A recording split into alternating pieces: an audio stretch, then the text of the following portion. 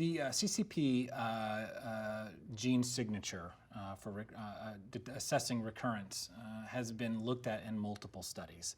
And I think what we know about this platform is that it can prognosticate outcomes for early stage lung cancer after resection at 5 years. The earliest data for the Myriad platform came out in 2013, looking at a large data set of patients with stage 1A through 2B adenocarcinomas that were completely resected.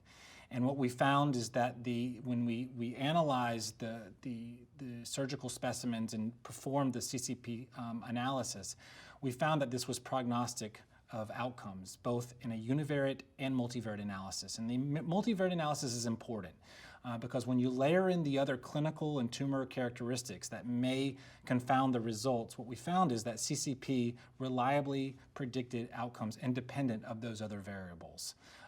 We now have other data more recently from Memorial Sloan Kettering looking specifically at completely resected stage 1 lung cancers only.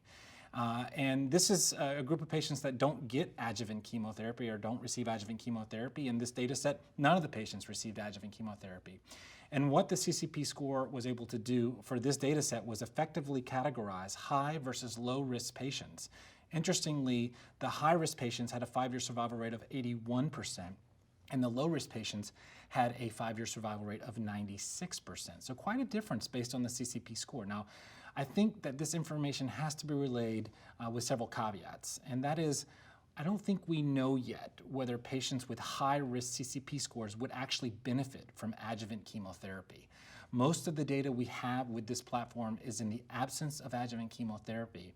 Certainly provides prognostic information, but doesn't necessarily tell us that chemotherapy would benefit those patients. So while important to use in some scenarios, I don't think we can use this type of platform to help drive adjuvant decisions unless we're talking about 1B lung cancers.